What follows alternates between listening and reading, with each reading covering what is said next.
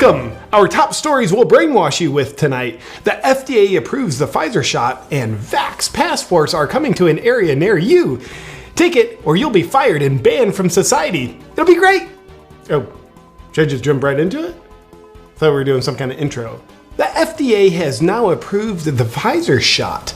This comes after it was already being used for 9 months, which seems normal. And now, luckily, all hesitant people will go get this thing, knowing that a government agency, the FDA, has verified that it's safe to trust the government's relentless coercion to get people to do so. However, and not surprisingly, some far-right extremists who have replaced their critical race theory training with critical thinking training are still not convinced, believing there could somehow be a level of political or monetary corruption involved in the FDA's approval process. Well, not likely, because what these idiots don't know is that former FDA Commissioner Scott Gottlieb is now on Pfizer's board of directors, probably hired away from the FDA to ensure there's no corruption.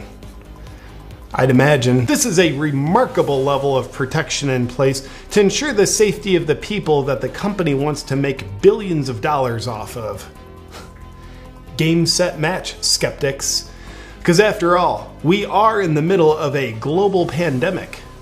Right, Jen Pisecki? And our efforts to address the global pandemic. Wait a minute. Play that again. To address the global pandemic. Did she just say what I think she said? Did she just say pandemic? She said pandemic.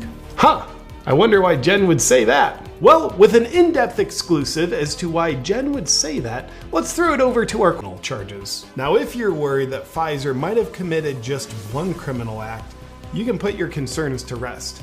Because Pfizer admitted that between 1997 and 2006, it paid more than $2 million in bribes to government officials in Bulgaria, Croatia, Kazakhstan, and Russia.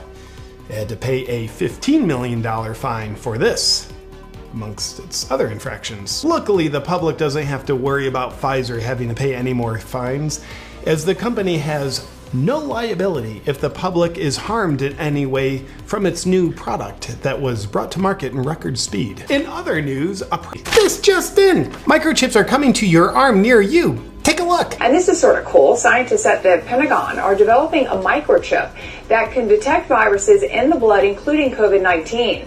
The chip would be inserted just under the skin and alert the user if the coronavirus is present. Well, that would be a cool step.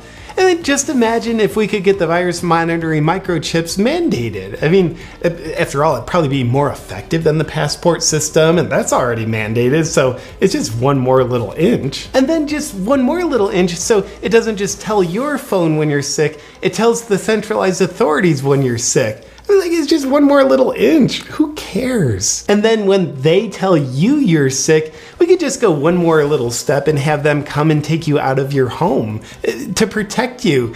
And when they tell you your children are sick, they could come and take your children away from you, just like they did in Australia. Watch.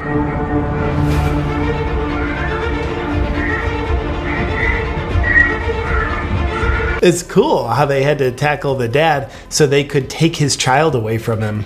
So for everyone's sake, hopefully you'll just do what's right and obediently welcome the new passports, because they're taking us in a beautiful direction.